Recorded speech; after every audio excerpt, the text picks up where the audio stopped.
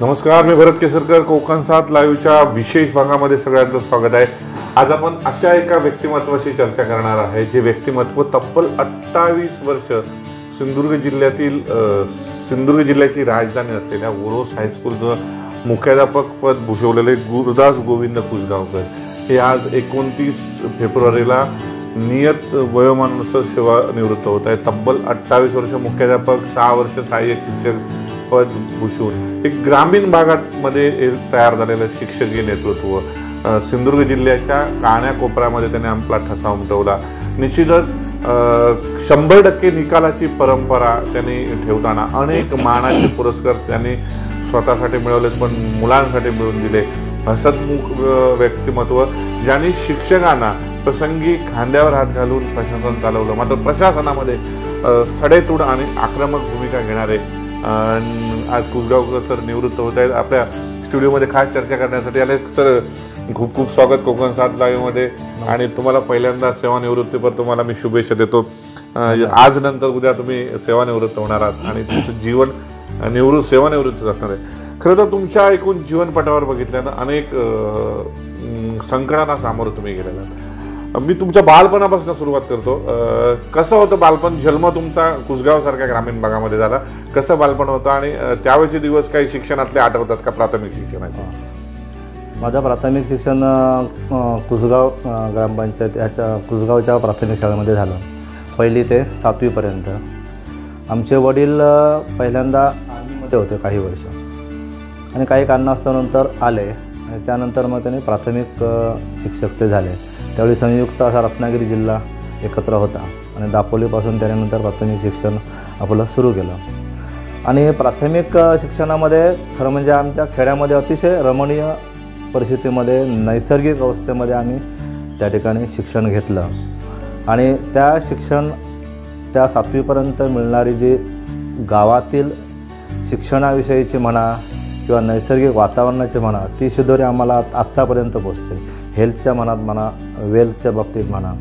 आणि त्या ठिकाणी आमची ग्रामीण सगळी संरचना असल्यामुळे गावातील सगळे उन्हाळे पावसाळे म्हणजे खरं तर जरी प्राथमिक आमचे वडील शिक्षक असले तरी ग्रामीण भाग कुसगावसारख्या, कारण तिन्ही बाजूनी डोंगर आणि एकच वाट अशी कुडाच्या दिशेनं येणारी आणि तिकडे पलीकडच्या दिशेने तिन्ही बाजूला डोंगर पार करायचा आणि कडावलसारख्या त्या रस्त्याला जायचं डोंगरामधून.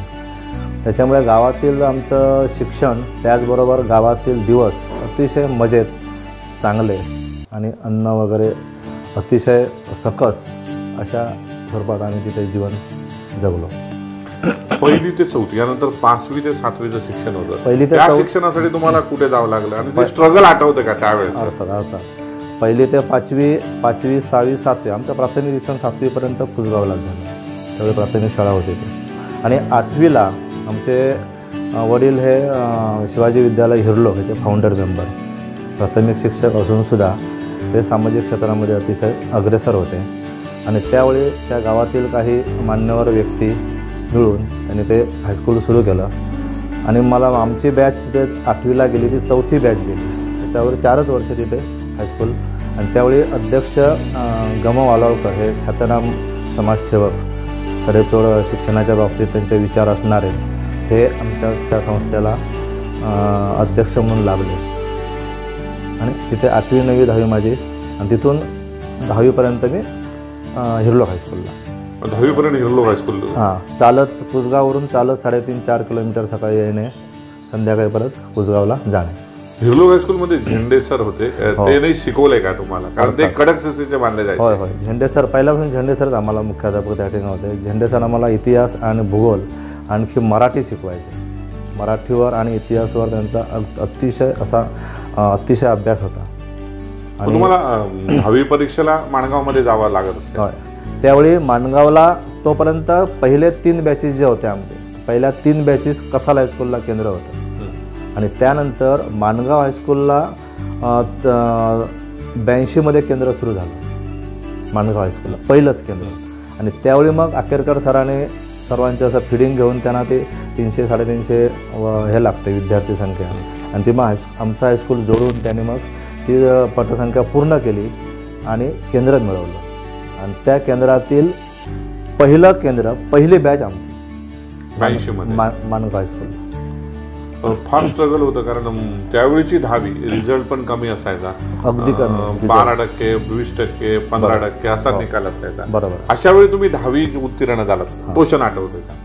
तो क्षण अतिशय आनंदाचा आहे की त्यावेळी आम्हाला संपूर्ण सिंधुदुर्ग जिल्ह्यामधून इन्सेंटिव्ह ग्रँट जे सतत 50% वरती निकाल लागणे, असं सलग 3 वर्ष आमच्या हिरलोक हायस्कूलने नाना सरांच्या नेतृत्वाखाली काम केलं शिक्षकांनी. आणि त्या ठिकाणचा 76-70 अशा प्रकारचा निकाल लागला. नंतर आमच्यावेळी 70% निकाल लागला. आणि त्यावेळीची शासनाची इन्सेंटिव्ह ग्रँट, प्रोत्साहनात्मक जे 10,000चं अनुदान असतं, ते अनुदान आम्हाला सिंधुदुर्ग जिल्ह्यातून एकमेव शाळा हिरलोक हायस्कूल त्या ठिकाणी मिळाली. आणि त्यावेळी 10वीचा अभ्यास हा आम्ही आमचं सगळं अंतरून पांघरूनच हिरलोक हायस्कूलला झोपायला हिरलोक हायस्कूल, रात्रवचे वर्ग असायचे पूर्णपणे. आणि त्याशिवाय केंद्रावर, तुमच्या मानगाव केंद्रावर आम्ही आलो तर त्या हेवाळेकरांचं एक घर आहे, मला माहीत आहे.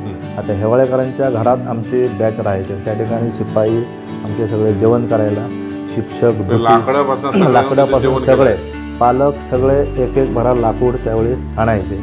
आणि मग कसे का असतील तसे आम्हाला तिथं लाकडासह आणि विद्यार्थी त्या ठिकाणी पोहोचवायचे. तिथे डाळ भात जेवण करून, डाळ भात जेवण तिथेच करा, निवासच. ही श्रीमंती आता दिसत नाही, ही श्रीमंती नाही, ती श्रीमंती खरोखरच होती. आता त्या बाबतीत आपण आपले विद्यार्थी सगळे दरिद्री म्हणायला हरकत नाही. त्यांना तो सहवास नाही, कारण तो त्याला थोडासा असा गुरुकुलची एक टच असायचा त्या गोष्टीला. कारण गुरुकुल टच हा कुठेही आपल्याला मिळत नाही. पूर्वीपासून आपले पारंपरिक जे शिक्षण पद्धती आहे, ती शिक्षण पद्धती, त्या शिक्षण पद्धतीचा टच त्याला असायचा. दिवसभर पूर्णपणे शिकायचं आणि रात्री पुन्हा शिक्षकांच्या तालमीमध्ये अभ्यास करायचा. त्यांचं सुपरविजन असायचं. रात्री 10 वाजता झोपायचं, परत सकाळी 5:30-6ला आम्हाला उठवायचे. ही जी काय सवय, ती सवय शिक्षकाने आम्हाला 10वीमध्ये लावली. असं सांगितलं जातं, म्हणजे काही चर्चा पण ऐकतो आम्ही की झेंडे सर एवढे स्ट्रिक्ट होते की प्रसंगी अभ्यास आला नाही तर त्याच तिथला भेताळा म्हणतो त्याने प्रसंगी मारले, अशा पण घटना आहे सांगितल्या. सर जेवढे कडक होते तेवढे अतिशय प्रेमळ होते. कारण सर, नाना सर हे जातीवंत शेतकरी होते. शेतकरी कुटुंबातून वर त्यांचं भावंड 7 भावंड होती आणि त्यांचंसुद्धा कुटुंब अतिशय मोठं. परंतु शिक्षणाच्या बाबतीत त्यांचे विचार अतिशय ग्रामीण भागाला पोषक होते आणि पालकांशी त्यांचे मैत्रीचे नाते होते. त्याच्यामुळे जर त्यांनी एक काठी मारली तर आम्ही सांगण्याची हिंमत नव्हती घरी जाऊन, किंवा त्यांच्या शिक्षकाने समजा एक आम्हाला काठी मारली तर आम्ही पालकांना जाऊन सांगू शकत नव्हतो. जे जर तक्रार केली तर पालक आम्हाला 2 काट्या मारायचे.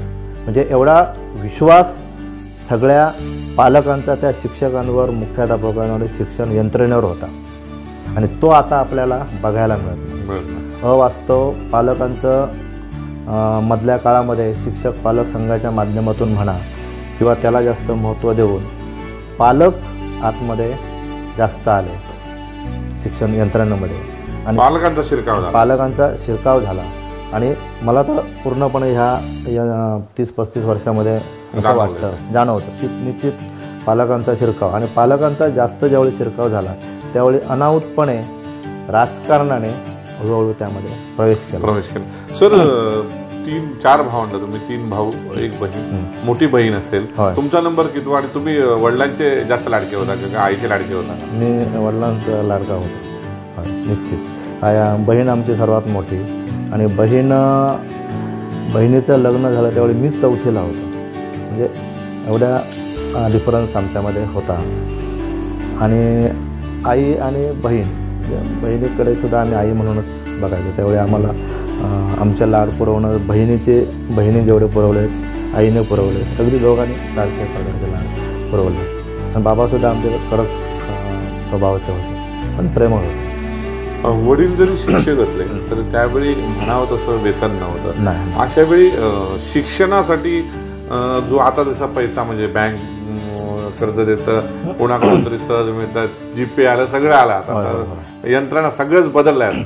पण त्यावेळी शिक्षणासाठी चुनचुन भासली पैशांची वगैरे काय, तेव्हा ती वडिलांनी कशी पूर्ण केली? ते सगळं ते वडिलांच्या ताब्यात होतं, पण वडिलांनी आम्हाला शिक्षणासाठी पैसा कमी पडेल अशी आम्हाला कधी भासवलं नाही. आम्ही ज्यावेळी मी कॉलेजला होतो मदत केव्हा तरी पैसे मागायचो, पण ते त्या रात्री तिकडे मित्रांचे वगैरे करून हे, पण आम्हाला कधी त्यांनी जाणवलं नाही तो भाग. आणि त्या गोष्टी मागच्या आता त्यांची धावपळ आता आठवली तर खरोखरच आम्ही भाग्यवान आहोत. मार्च 1982 तुम्ही 10वी झालात. हो बरोबर. तो क्षण कसा होता, किती टक्के पडलेले आणि रिझल्ट पहिला कोणाला सांगितला, क्षण काय आठवतो का? होय, तो क्षण अतिशय, आणि त्यावेळी मुलांची पर्सेंटेजसुद्धा अतिशय कमी असायचं. मला त्यावेळी 66% मार्क्स पडले तरीसुद्धा मी वर्गात पहिला होतो. हां, आणि पहिला निकाल हिरलोक हायस्कूलला. होय, तो निकाल पहिल्यांदा हेड सरांकडे जायचा, नाना सरांकडे जायचा, आणि आम्हाला सांगितल्यानंतर आम्ही निकाला दिवशी आलो आणि पहिला निकाल आम्ही खरं म्हणजे आमच्या शिक्षकांनी बघितला, आणि शिक्षकांनाच आम्ही तो ज्या शिक्षकांनी आजूबाजूला होते त्यांना आम्ही तो निकाल सांगितला, आणि घरी येऊन आम्ही पहिला निकाल आमच्या वडिलांना सांगितला. वडिलांच्या प्रतिक्रिया अजून मार्क्स पडले पाहिजे होते, म्हणजे साहजिक आहे, हा ही प्रतिक्रिया पहिली आली. आणि त्याच्यावर सांगण्याचं म्हणजे निकाल ज्यावेळी यायचा त्यावेळी बाबा हे कमिटी मेंबर असल्यामुळे ते निकालाच्या दिवशी हिरलोक हायस्कूललाच असायचे, सकाळी येऊन बसायचे. हां, आईने कौतुक केलेलं अर्थात आईने भरपूर कौतुक केलं. तेव्हा पेढा वाटण्याची पद्धत नव्हती, तेव्हा पेढा नाही, त्यावेळी म्हणजे काय जेवण वगैरे रात्री जेवण वगैरे व्यवस्थित करायचं.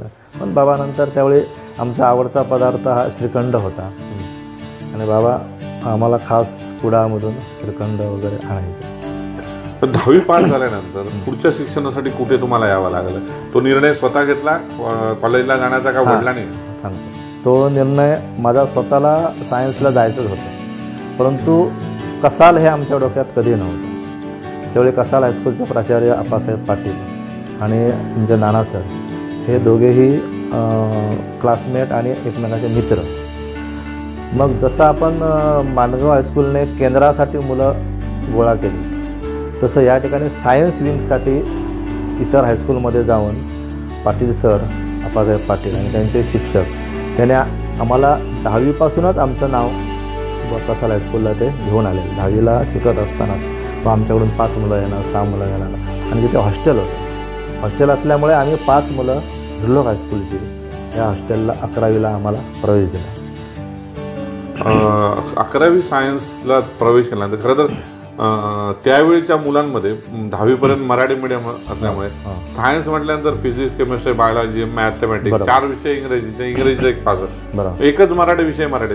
अशा वेळी समस्या काय निर्माण झाल्या का तुम्हाला शिक्षण घेताना? त्याबद्दल एक भाऊ असा होता की सायन्सला म्हटल्यानंतर सगळं इंग्लिशमधून, परंतु मराठी माध्यमामध्ये आम्ही मराठीचे माध्यम असल्यामुळे, मातृभाषा मराठी असल्यामुळे कन्सेप्ट जे मॅथमॅटिक्स म्हणा किंवा सायन्सचे मराठीतून जे कन्सेप्ट होते ते कन्सेप्ट आमचे क्लिअर होते.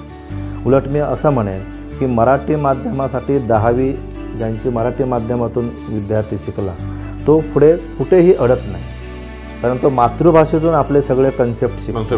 हां, त्याच्या आजूबाजूला कुठे जायचं, विस्तार काय करायचा हे मातृभाषेतून तो करतो, आणि फक्त ती भाषाच बदलायची आहे, पुढे कन्सेप्ट बदलायचे नाही. कन्सेप्ट तेच आहेत, परंतु क्लिअर कन्सेप्ट मराठीमधून झाले. फक्त 11वी 12वीला आपण सायन्समधून तेच कन्सेप्ट आपण भाषा बदलून शिकलो, बाकी त्यामध्ये फरक नाही. पण अशीच मुलं मराठी माध्यमातून जी शिकतात ती पुढे चमकतात. हा माझा अनुभव आहे. विज्ञान म्हटल्यानंतर जेव्हा काठिण्य पातळी तेव्हा होती, म्हणजे आताची काठिण्य पातळी दिसत नाही. अशा वेळी त्यावेळेचे सायन्स शिक्षक आणि त्यावेळेचा रिझल्ट पुन्हा तुम्हाला अपडाऊन, म्हणजे कुसगाववरून तुम्हाला कसालला येणं, सुविधांची वणवण होती, कारण ST एकात्री ST झाला होती. अशा वेळी तुम्हाला काय संकट येत गेले तुमच्यावर? अतिशय महत्त्वाचा प्रश्न हा. त्यावेळी आम्ही हिरलोकमधून आवळेगावला चालत बाहेर पडायचो. किती किलोमीटर? ते 8-9 किलोमीटर. बापरे. तिथून वर्धा, आणि वर्ध्यातून मधून आम्ही कसाल, कुंद्याचा माळ म्हणतो ना, तिथून माळातून आम्ही कसालला जायचो. आणि शनिवारी जाताना दुपारी हॉस्टेलला आम्ही जेवलो की 2 वाजता आम्ही त्याच मार्गाने पुन्हा कडावल मार्गे घरी जायचो. म्हणजे पूर्ण चालत कुसगावला. नेहमी हॉस्टेलला थांबायचं. सोय होती त्यावेळी हॉस्टेलची? हॉस्टेलला त्यावेळी 5वी ते 12वीची मुलं एकाच हॉस्टेलला होती, आणि त्यांची पटसंख्या 50ची मर्यादा होती. त्या ठिकाणी आमच्याबरोबर 5वीची पण मुलं होती, 8वीची, 7वीची, 9वीची, गरजू मुलं सगळी 12वीपर्यंत होती. आणि त्या ठिकाणी आम्हाला नाश्त्याला नेहमी उकड्या तांदळाचे पेज असायचे. हां, आणि ते सुद्धा कसं आम्ही काही श्रम करायला कसं शिकलो की आमचे काही ग्रुप सर पाडायचे. आणि ग्रुप पाडल्यानंतर गुरुवारचा बाजार, आता जो बाजार कसालचा चालू आहे तोच बाजार त्यावेळी गुरुवारचा वार तोच असायचा. आणि हायस्कूलच्या समोर बरोबर आम्हाला पैसे देऊन आमचे सर तिथे बसवायचे उकडे तांदूळ घ्यायला. आणि गुरुवारचे खुंद्यापासून वगैरे जे पोखरांपासून शेतकरी यायचे उकडे तांदूळ विकायला बाजारामध्ये, ते मग तांदूळ आम्ही तिथे विकत घ्यायचो हॉस्टेलसाठी. त्या ठिकाणी तो आता आम्हाला त्याची महत्त्व समजतं. त्यावेळी आम्हाला महत्त्व समजायचं नाही, पण आता त्याचं महत्त्व समजतं. आम्हीच व्यवहार करून ते तांदूळ घ्यायचो उकडे जे 15 दिवसाला लागतील ते, आणि नंतर आम्ही हायस्कूलला जायचो. सायन्सचा कंटाळा आला 2 वर्ष शिक्षणात? कधी कसं वाटलं बाबा आता कंटाळा आला, शिक्षक मारतायत, शिक्षण सोडून जाऊया, त्याला जाऊया घरी, आईच्या आठवणीत, असं काही घडलेलं नाही? असा प्रकार मला कधीही वाटला नाही बा हे शिक्षण सोडून घरी जायचं असं. त्यातील आमचे 2 मित्र मध्येच 11वीला पळून गेले घरी, परंतु मी मात्र ते पूर्ण केलं. आणि मला या कसालला आता माझं व्यक्तिमत्व जे आहे ओव्हरऑल ते पूर्णपणे घडलो मी कसाल हायस्कूलला. ज्याप्रमाणे 10वीमध्ये क्लासेस होते तोच प्रकार कसाल हायस्कूलला होता. आम्ही हॉस्टेलची मुलं फक्त जेवणापुरते हॉस्टेलला येणार, मात्र तिथेसुद्धा आमचे अंतरून पांघरून सगळी कसाल हायस्कूलच्या वर्गांमध्ये असायची. पहाटे आम्हाला शिक्षक तिथे उठवणार, पुन्हा आम्ही हॉस्टेलला येणार. हॉस्टेलला त्या ठिकाणी पहाटे प्रार्थना म्हणणार, त्यानंतर आंघोळ वगैरे सगळं झाल्यानंतर 8, 8:15ला पेज, आणि त्यानंतर मग 8:30ला आम्ही पुन्हा क्लासला चाललो. जरा फ्लॅशबॅकमध्ये जातोय, तुम्ही जी आठवण करून दिली, म्हणजे तुम्ही कसाल म्हणून, पंदूर हायस्कूल म्हणजे माणगाव असून, वाडोस, या हायस्कूलमध्ये पूर्वीच्या पद्धती पाहायला म्हणजे शिक्षक रात्रीचे क्लास घ्यायचे, मग मुलं 11-12पर्यंत शिकायची, झोपायची, सकाळी उठून पुन्हा घरी जायची किंवा ही जी पद्धत आता बंद होत चालली आहे. आता प्रायव्हेट क्लास सिस्टीम आली, याचे काय परिणाम जाणवतात, काय वाटतं? याचे परिणाम शिक्षणावर अतिशय वाईट परिणाम आहेत. कारण विद्यार्थी फक्त गुंतून राहतो, त्या ठिकाणी अभ्यास हा भाग बाजूला शरीराने असतो, शरीराने मनाने अजिबात नसतो. आणि त्याला पालकसुद्धा एक पळवाट अशी करतात की त्याला क्लासला टाकलेला आहे, हीच भाषा पालकसुद्धा वापरतात.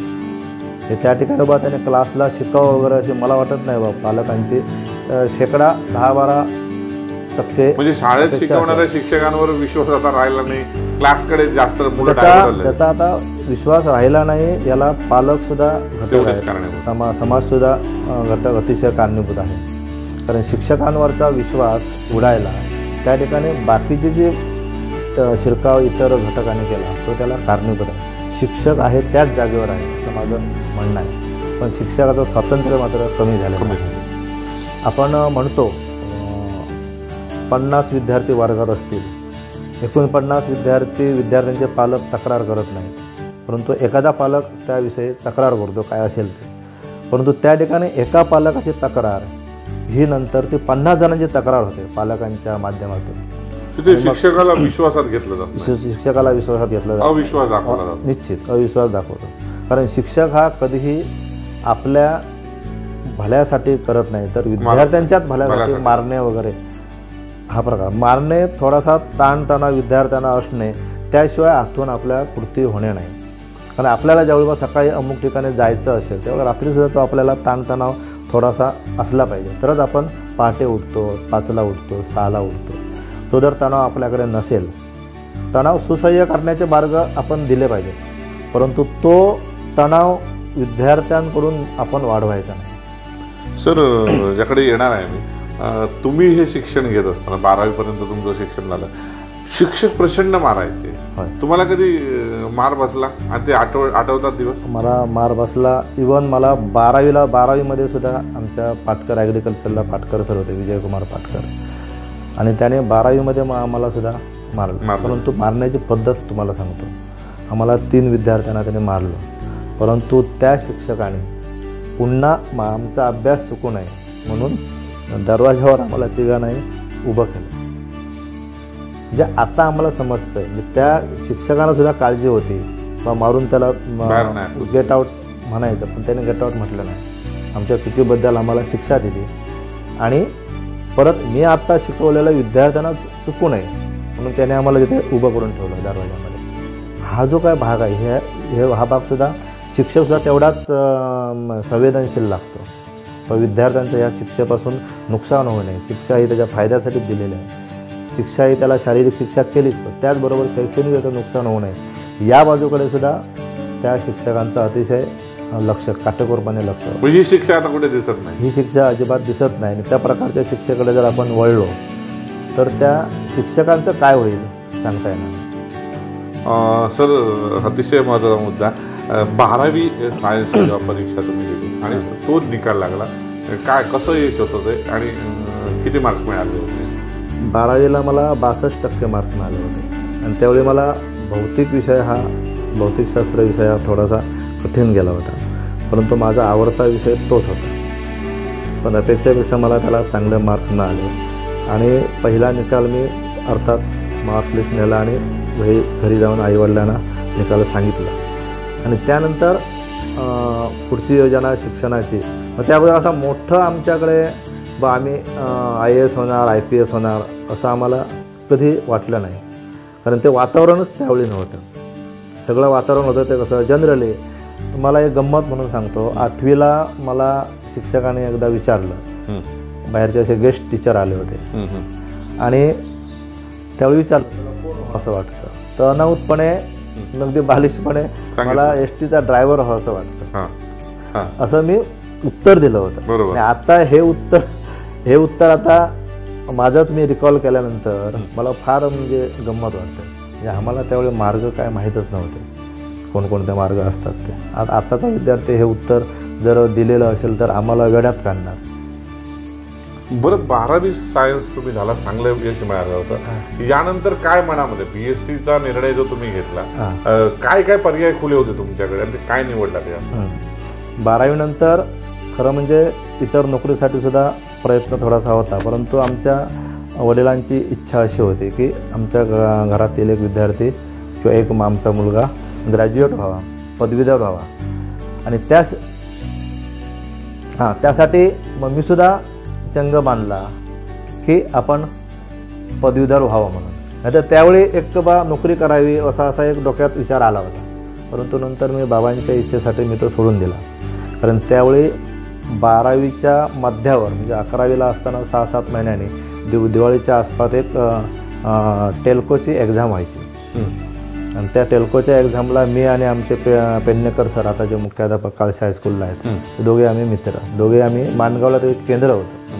आणि त्यावेळी अप्रेंटिसशिप म्हणून त्यानंतर त्या एक्झाममध्ये पास झाल्यानंतर टाटा लोकोमोटिव्ह कंपनी लिमिटेड जी होती पुण्याला, त्या ठिकाणी अप्रेंटिसशिप म्हणून आम्हाला घ्यायचं आणि दोघेही आम्ही पास झालो त्यामध्ये. आणि 12वी नंतर आम्ही टेल्कोला जाण्याचा विचार बाबांच्या त्या इच्छेसाठी आम्ही रद्द केला आणि बाबा आपण BSc होणार अशा प्रकारची एक इच्छा व्यक्त केली.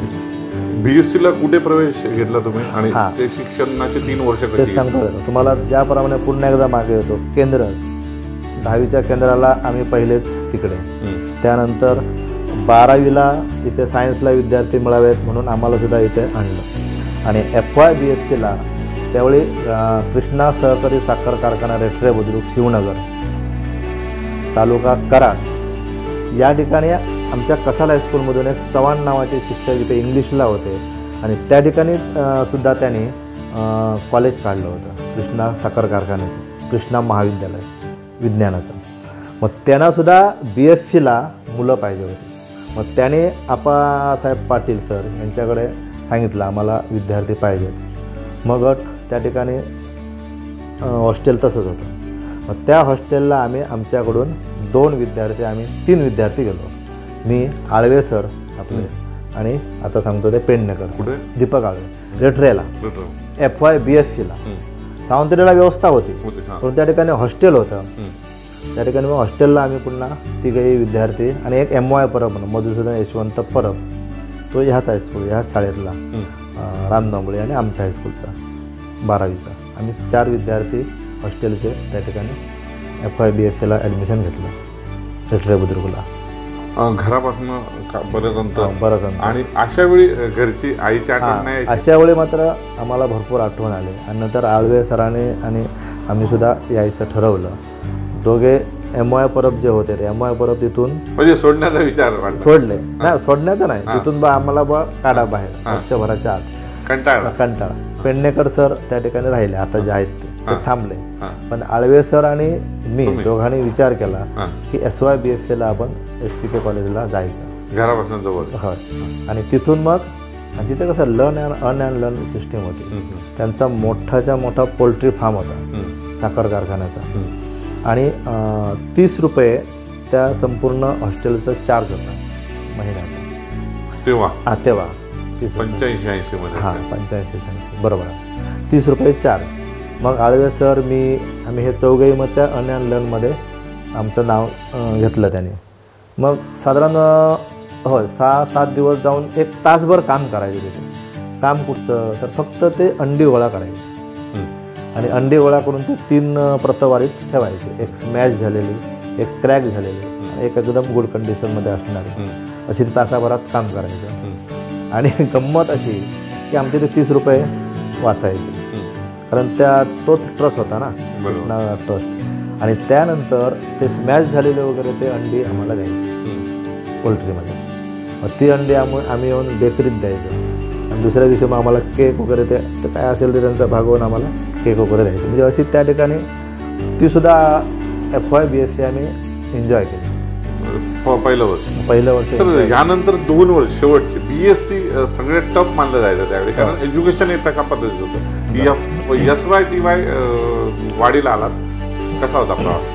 SY-TY सावंतवाडीला आलो तर त्या ठिकाणी आता मी SYला नवीनच SPK कॉलेज सावंतवाडीला, आणि तो प्रवाससुद्धा अतिशय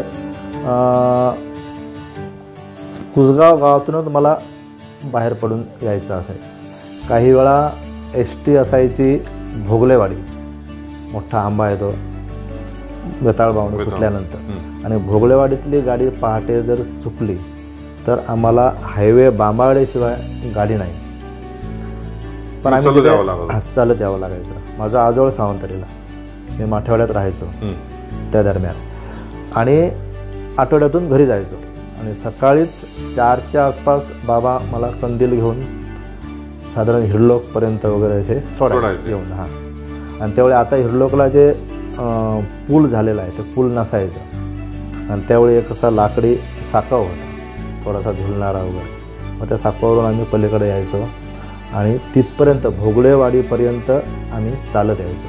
मग सारं दिसायला वगैरे लागलं की फादर तिथे प्रवास 8-10 किलोमीटर प्रवास. सर, हा सगळा प्रवास बघताना मध्ये एक वेगळा प्रश्न विचारतोय. मुख्याध्यापक म्हणून तुम्ही काम केलं 28 वर्ष. तो प्रवास आता मुलांमध्ये दिसत नाही. सायकल पण मुलांना नको असते. वडिलांची मोपेड गाडी घेऊन किंवा स्पोर्ट गाडी घेऊन आता मुलं 8वी 9वी 10वीची यायला लागले. त्याबद्दल काय वाटतं आपल्याला? त्याबद्दल खरं म्हणजे पालकांचं अवेअरनेस होणं अतिशय महत्त्वाचं आहे. आता मी सुद्धा ती गोष्ट माझ्या लक्षात आहे. मी सुद्धा कित्येक वर्ष आता वाढदिवसाला माझ्या एका मुलीला मी नेहमी सायकल देतो वाढदिवसाला. त्याचा कन्सेप्टच असा आहे की त्यानिमित्ताने मुलाने निदान सायकल तरी आपल्या बालवयामध्ये चालवावी.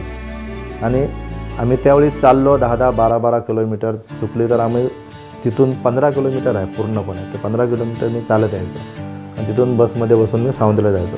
मग त्यावेळी आमची क्षमता 15 किलोमीटर चालून पुन्हा कॉलेज अटेंड करण्याची होती. ती क्षमता आत्ता विद्यार्थ्यांमध्ये चुकूनसुद्धा तुम्हाला दिसणार नाही. आता मी जो हेल्दी दिसतो हे त्याचं मूळ कारण ते त्या बाबतीत ती गोष्ट आहे. ती गोष्ट आता मी म्हणेन की आपले विद्यार्थी या गोष्टीला खरोखरच मुकलेले आहेत. विद्यार्थी मुकले. सर, ग्रॅज्युएशन पूर्ण झालं, BScचा रिझल्ट लागला, तो क्षण दिवस आठवतो? तो क्षण अतिशय म्हणजे आमच्या बाबांच्या दृष्टिकोनातून बाबा तर अतिशय आमचे आनंदी झाले. तर आमचे 10वीपर्यंत आमची बहीण शिकली, दुसरा भाऊ आमचा 10वीपर्यंत शिकला, लहान भाऊ पण 10वीपर्यंत. आणि त्यामध्ये अर्थात थोडीशी बुद्धिमत्ता मला निसर्गाने दिलेली आणि त्यानुसार बाबांना वाटायचं की आणि ते पुन्हा एकदा हिरलोक हायस्कूलचे त्या ट्रस्टी होते, त्यामुळे कुठेतरी त्यांना ते वाटायचं बा आपला मुलगा शिकला पाहिजे. आणि BSc मी त्या ठिकाणी त्या उमेदीनेच मी BSc झालो. लास्ट इयरला असताना SPK सावंतवाडीला एकमेव सायन्सचा GS इतिहासामध्ये मी सायन्सचा GS होतो आणि त्याशिवाय C सर्टिफिकेट होल्डर TY BScला असताना NCCचा मी त्यावेळी अंडर ऑफिसर होतो. सर, ग्रॅज्युएशन झाल्यानंतर खरं करिअर सुरू होतं. बरोबर. काय करिअर BEd कडे जावंसं का वाटलं? तुमची इच्छा होती की वडिलांनी पाठवलं? सांगतो तो सुद्धा एक आता त्यावेळी अपघात होता, पण आता तो अपघात मला म्हणजे अतिशय चांगला वाटतो. तर विषय असा की SY BScला असताना आम्ही 3 विद्यार्थी एअरफोर्सच्या परीक्षेला बसलो. नितीन ढोरे, नितीन सावंत आणि मी, आणि तिघेही आम्ही गोव्याला सिलेक्ट झालो. त्या ठिकाणी पुन्हा दोघेही जॉईन झाले, पण पुन्हा बाबांची इच्छा माझी त्यावेळी आड आली. एकतरी विद्यार्थी माझा एकतरी मुलगा शिक्षक नाही, ग्रॅज्युएट झाला. शिक्षक असा त्यांचा आग्रह नव्हता, ग्रॅज्युएट झाला पाहिजे. त्यावेळी ग्रॅज्युएशन होणं हे अतिशय फार मोलाचं होतं.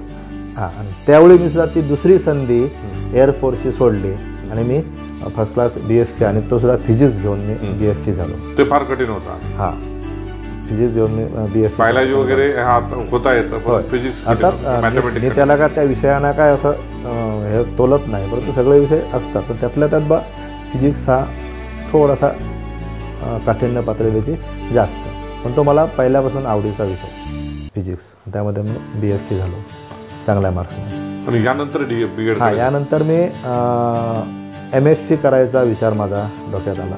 आम्ही मित्र MScला त्यावेळी आमची बहीण लालबागला असायची, लग्न झालेलं त्याच वेळी मागे, आणि मग बहिणीकडे राहायचं आणि MSc करायचं. पण दुसऱ्या आणि तिसऱ्या लिस्टपर्यंत सुद्धा मला ॲडमिशन मिळालं नाही MScला. आणि नंतर मी घरी आलो. त्या दरम्यानच्या काळात मी 2 महिने नोबल पेंट्समध्ये काम केलं, आणि दरम्यानच्या काळात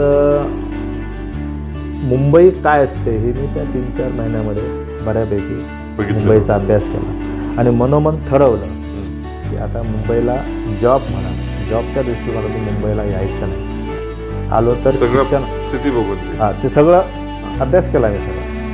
आमच्या भाऊजी त्यांचं राहणीमान ते इन्कम टॅक्समध्ये होते, धावपळ बघितली, आणि तिथेच ठरवलं की नोकरीसाठी मुंबईला यायचं नाही.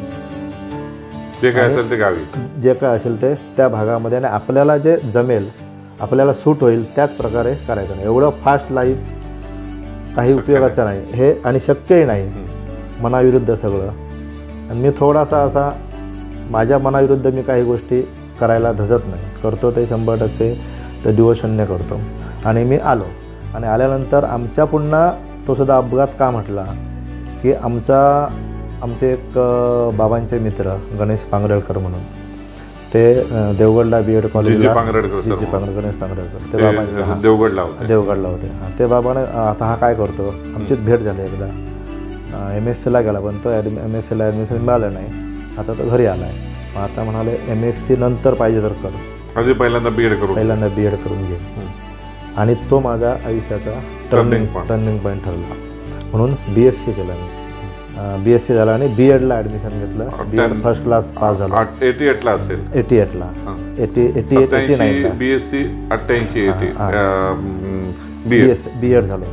हां, आणि तिथून नंतर पुन्हा BEd झाल्यानंतर पुन्हा एकदा मला नोकरीची संधी मिळाली की त्यावेळी ग्रॅज्युएट BEd आर्मीला ह्या पोस्ट असायच्या, आणि त्याला आर्मीला मी भरतीला गेलो. टीचिंगच्या पोस्ट असायच्या, त्याला नावच आर्मी इन्स्ट्रक्टर, परंतु तो BEd असायचा आपल्या टीचिंगसारखं त्यांचं कॉलेज. मी सिलेक्ट झालो. सिलेक्ट झाल्यानंतर पुन्हा आलो आणि ठरवलं, मी वडिलांना सांगितलं मी आर्मीमध्ये जातो. तर बाबा आमचे 3-4 महिने आर्मीमध्ये काम करून ते काहीतरी विषय करून आले होते. मग तोही त्यांचा आर्मीबाबतचा विषय त्यांचा नको, तुम्ही आर्मीमध्ये जाऊ नको असं. आता BEd झाला टीचर, आणि इथे विनाअनुदान म्हणजे 5,000 रुपये मला द्यायचे. एक पोस्ट होती BSc BEd कुठे, याला हिरलोक हायस्कूल. दुसरा टीचर नेमेपर्यंत, कारण आम्ही ओपनमध्ये असल्यामुळे ती म्हणजे 88 मध्ये पहिली नोकरी हिरलोक हायस्कूलला करण्याची संधी मिळाली. हिरलोक हायस्कूल, आणि त्या ठिकाणी ती पोस्ट होती रोस्टर. त्यावेळी रोस्टर हे प्रकरण अतिशय गांभीर्याने घेतलं जायचं. मग मी त्या ठिकाणी 11 महिने नोकरी केली, दुसऱ्या वर्षी केली, आणि नंतर कॅन्डिडेट त्या ठिकाणी शालिनीताई पंत वालावलकर ज्युनियर कॉलेज हिरलोक म्हणून पंत वालावलकरांनी काही रक्कम दिली होती संस्थेला, आणि कॉलेज काढले, आणि त्यांची अट अशी होती या ठिकाणी सायन्स कॉलेजच काढायचं. मग त्या ठिकाणी संस्थेला ती अट पाळण्यासाठी मग त्यांनी ते सायन्स कॉलेज त्यांना काढावं लागलं. पण विद्यार्थी त्या सायन्स कॉलेजला जर काढायचं असेल, कारण कसालसारख्या सायन्स कॉलेज काढलं, त्यांची तारांबळ अतिशय आम्ही बघितले आमच्या नजरेने, आम्ही सुद्धा तिथेच शिकलो. मग तिथे त्यांच्या अटीसाठी सायन्स कॉलेज काढलं. सायन्स कॉलेजला मग ते MSc BEd टीचर लागणार. बरोबर. मग त्यामध्ये ते MSc BEd टीचर, त्याच्यामुळे त्यांना वर्कलोड 11वी-12वीला पुरणार नाही. मग खालचं माध्यमिकचं वर्कलोड देऊन त्या शिक्षकांना तिथे परमनंट करायचं. मग त्या ठिकाणी मग मी BSc BEd असल्यामुळे मी तिथून उडालो, आणि 2 वर्षांनी मी तिथून बाहेर आलो. गावातल्या शाळेतून मी बाहेर आलो. यानंतर BEd झाल्यानंतर तुम्ही पहिली नोकरीचा पहिला जो तुम्ही परमनंट झाला, 5 वर्ष तुम्ही असे इतर ठिकाणी नोकरी करत राहिलात, परमनंट नोकरीचा पहिला दिवस आठवतोय का? कुठे जॉईन झालात? हां, परमनंट नोकरीमध्ये मी पहिला, त्याच्यामधला इतिहास थोडा सांगतो मी. तिथून नंतर मी वि.स. खांडेकर सावंतवाडीला 1 वर्ष नोकरी केली. तिथे पण केली? तिथं केली 11 महिने. त्यानंतर तिथून मी कौसुलकर हायस्कूलला नोकरी केली 1 वर्ष. पुन्हा मी वि.स. खांडेकरला आलो. तिथून 1 वर्ष केल्यानंतर पुन्हा मी आमरट हायस्कूलला आलो. लीव वॅकन्सी, हां, लीव वॅकन्सी 6 महिने केली, आणि पुन्हा मी कौसुलकर हायस्कूलला तोपर्यंत 1995 उजाडलं. आणि त्याच दरम्यान 1993 मध्ये कसाल हायस्कूलने ही ब्रँच सुरू केली, भाग शाळा. आत्ता कसाल हायस्कूल ही Oros high school, English school Oros. आणि त्यावेळी आमचीच क्लासमेट, म्हणजे आमच्या मागे 2 वर्ष, शैला वंजारे म्हणून, आणि त्यावेळी युवा ऑफिस होतं सावंतवाडीला, राजवाड्यामध्ये होतं. त्या ठिकाणी आमची भेट झाली. मग तू येणार तर तिथे येऊ, आपण काम करू म्हणाले तिथे शाळेमध्ये. आणि नंतर डॉक्टर मोडक अध्यक्ष, आता दिलीप मोडक सेक्रेटरी जे होते, त्यांचे वडील डॉक्टर मोडक, आणि आम्ही विद्यार्थी हॉस्टेलला असल्यामुळे सगळ्यांच्या कसालला परिचित. म्हणजे त्याने मला बोलवून घेतलं, आणि आमच्यासोबत नंतर सतीश बागवे सर होते, नंतर आमचे तिथले मित्र महादेव राणे होते, नंतर आपले तुम्हाला माहीत होतं विवेक बालम होते. आणि आम्ही त्या मोडक साहेबांकडे गेलो. मग त्याने मला तिथे त्या ठिकाणी मुख्याध्यापक म्हणूनच काम करायचं. पहिली नेमणूक मुख्याध्यापक म्हणून मला त्या ठिकाणी दिलं. अनुदान 90. पण मुख्याध्यापक म्हटल्यानंतर डायरेक्ट आमच्या 4 हायस्कूल, 4 हायस्कूलमध्ये मला इतर सिनियर असणारच, मग ते मुख्याध्यापक क्लेम करणार. एक कसाल हायस्कूल, एक ओरोस हायस्कूल, खोटले हायस्कूल, आणि ओसरगाव. हां, मला 36 टीचर, आणि आमचेच टीचर माझे कसालचे, हे आम्हाला सगळे सिनियर. मग तुम्ही आता तर आम्ही तिथे येत नाही, आणि विना अनुदान, त्याच्यामुळे ग्रँटेडची जागा सोडून कोण येणार नाही ना. विना अनुदानाला पगार कोण देणारच नाही. कसाल संस्था त्यावेळी तशी फायनान्शियली मजबूत नव्हती. मग त्यावेळी जरग साहेब शिक्षणाधिकारी होते. मग त्यांनी आमची मुलाखत झाली. ठीक आहे, डेप्युटी डायरेक्टरकडून बाहेरून हे जर आपली स्वीकारत नसतील HMC, तर मग बाहेरून मुख्याध्यापक मागवायचा. मग त्यासाठी मग डेप्युटी डायरेक्टर थोरात म्हणून होते, त्यांच्याकडून मी ॲडव्हर्टाईज पास करून जाहिरात दिली, आणि जाहिरातीने रीतसर मी मुख्याध्यापक म्हणून मला संस्थेने. परंतु त्याच्या अगोदर या 36 जणांचं काय करायचं. मग त्या 36 लोकांनी माझ्यासाठी शिक्षणाधिकाऱ्यांच्या पुढ्यामध्ये सिनियर होते, त्यांनी ना हरकत प्रमाणपत्र ना हरकत दिली. 36 ना हरकत प्रमाणपत्र दिली, आणि मग मी बाहेरून मुख्याध्यापक म्हणून त्या ठिकाणी हजर झालो. मुख्याध्यापक पद हे डायरेक्ट सेवेत तुम्ही सुरू झालात. पहिला दिवस शाळेचा, आणि यानंतर त्या महिन्याचं एप्रिल काय त्यावेळेस सहज होत होतं, मोठी रोस्टर वगैरे असायचे. पहिला पगार हे आपल्या जीवनातला अतिशय महत्त्वाचा असतो. तो क्षण आठवतो का आईकडे नेऊन दिलेला? त्याबद्दल काय सांगाल? सांगतो ना त्याबद्दल. मी 21 ऑगस्ट 1995 मध्ये त्या ठिकाणी हजर झालो. पण नंतरचं वर्ष ती जाहिरात चुकीची ठरवली आम्ही दिलेली. मग पुन्हा त्यामध्ये मग मला सहाय्यक शिक्षक म्हणून तिथे काम करावं लागलं, मंजुरी मिळाली. मग दरम्यानच्या काळात मग प्रभारी मुख्याध्यापक म्हणून आमचे तिथे शिक्षक होते. 4 महिने मळगावकर होते, 4 महिने शैला परत वंजारे मॅडम होते. आणि त्या दरम्यान मी मुख्याध्यापक म्हणून असायचो, परंतु कागदोपत्री त्यांनी ते काम केलं. आणि त्या दरम्यानच्या काळात मग नंतर ॲडव्हर्टाईज झाली आणि त्या ठिकाणी मला नेमणूक मिळाली. आणि नंतर विना अनुदान तत्वावर चालणारी शाळा मुख्याध्यापक म्हणून जरग साहेबांच्या सहीने मला मंजुरी मिळाली, परंतु पगार नाही, विना अनुदान. आणि आणि लक एवढं की त्याच वर्षी 95-96मध्ये साधारण मार्च एंडला 95-96 या शैक्षणिक वर्षाच्या मार्च एंडला पत्र आलं की तुम्हाला 25% अनुदान, पहिलं 25%. आणि त्यावेळी तुम्ही म्हणता येत असता पहिला पगार हा 820 रुपये पहिला पगार मिळाला. पहिला पगार 820. तो खात्यात जमा झालेला आईकडे नेऊन दिला. तो 25% घरी. आता अर्थात घरी मागणारे कोण नव्हतं, पण मी सांगितलं घरी. अतिशय म्हणजे वडील खुशच झाले व आपला मुलगा हा आपल्या आजूबाजूलाच कुठेतरी स्कूलमध्ये स्थिर स्थावर होण्याच्या तयारीत आहे, हा आनंद त्यांना अतिशय आई वडिलांना झाला. परंतु त्यावेळी बघितलेली स्वप्न, मी शिक्षक होणार, नंतर यानंतर असं घर बांधेन, आणि ही स्वप्न त्यावेळेची त्याची स्वप्न सगळी आठवतात जे आज सत्यामध्ये उतरले. हो, निश्चित. त्यावेळी मुख्य भाग असा होता की फायनान्शियल, कारण करायचं ते स्वतःच्या जीवावर करायचं हा एक आमचा महत्त्वाचा विचार होता. मी घरी कधी बाहेरच्या ह्याच्यासाठी नंतर ज्यावेळी मी स्कूलला, आणि मधल्या काळात 6 वर्ष माझी जी गेली ते पहिली 2 वर्ष आम्ही हिरलोकला, पण नंतरची 4 वर्ष ही मी जरी 11 महिने 8 महिने 6 महिने काम केलं तरी एकही दिवसाचा पगार शासनाने ठेवलेला नाही. प्रत्येक वर्षाचं माझं अप्रुव्हल झालेलं आहे. मुख्याध्यापक झाला त्याच्या अगोदरच्या ह्या सहाय्यक शिक्षकाच्या काळामध्ये. आणि ते पूर्णपणे माझ्याबरोबर सर्व्हिस बुक असायचं आणि त्या सर्व्हिस बुकवर माझी 6ही वर्ष नोंद केलेली आहेत त्या संस्थेने, त्या मुख्याध्यापकाने. आणि मुख्याध्यापक होण्यासाठी एक प्राथमिक क्वालिफिकेशन लागतं, 5 वर्ष सहाय्यक शिक्षक म्हणून लागतं. मग ते अप्रूव्ह झालेले सगळं सर्व्हिस बुक असल्यामुळे त्यामुळे मला सहज इथे मी त्यामध्ये क्वालिफाय व्हायला लागलो आणि त्या अटीमध्ये बसलो मी. त्या 6 वर्षाचा मला फायदा हा तिथे HMC मिळण्यामध्ये झाला. सर, हे सगळं करत असताना ओरोसला एकाच ठिकाणी तुम्हाला सेवा करण्याची संधी मिळाली का संस्थेने अन्य ठिकाणी तुम्हाला पाठवलेलं? नाही, सलग मला एकाच ठिकाणी मी 22 वर्ष सेवा केली ओरोस हायस्कूल. आणि त्या ठिकाणी ते हायस्कूल माझा एक अनुभव लक्षात घेता आणि ओरोस हायस्कूलचा चढता आलेख तुम्हाला पण माहीत असेल, चढता आलेख. कारण त्यावेळी आमची सलग 3 वर्ष आमच्या हायस्कूलचे विद्यार्थी बोर्डामध्ये आले. आणि एक वेळ तर अशी होती की संपूर्ण जिल्ह्यातून 9 विद्यार्थी बोर्डात आलेले, संपूर्ण जिल्ह्यातून 9 विद्यार्थी, आणि त्यातील 3 विद्यार्थी आमचे होते. हा एक अतिशय महत्त्वाचा भाग होता.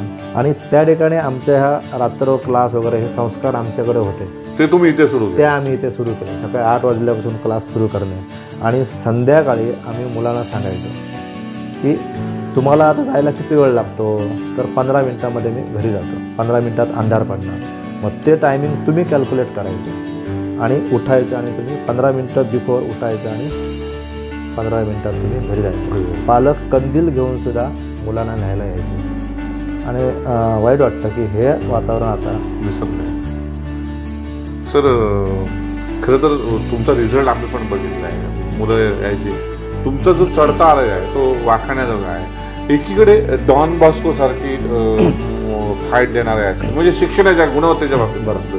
आणि एवढी चांगली गुणवत्ता इथे असताना अशा वेळी ओरोसमध्ये तुमचं नवीन हायस्कूल सुरू झालेलं होतं, मुख्याध्यापक तुम्ही नवीन होता, कशी काय मात केली सगळी, काय नेमका पॅटर्न राबवला आहे ते ओरोस नंबर 1 बनवण्यात तुम्ही हायस्कूलच्या बाबतीत? मी तर असं म्हणेन की शिक्षण क्षेत्रामध्ये अनुभव ह्या त्या सगळ्या गोष्टी असण्यापेक्षा आपले सहकारी जे आहेत, शिपायापासून क्लार्क म्हणा किंवा शिक्षक म्हणा, तिथे एक भाग असा होता, मला काम करायला संधी का बरी वाटली, तर आमचं सरासरी वय जे होतं ते सरासरी वय 25, 26, 27 वर्ष होतं. आणि आमची भट्टी बऱ्यापैकी एक मित्रत्वाचं नातं आमच्यामध्ये बॉन्डिंग झालेलं आणि सगळे तरुण होते आणि त्यातले बरेच हे कसाल हायस्कूलचे विद्यार्थी होते.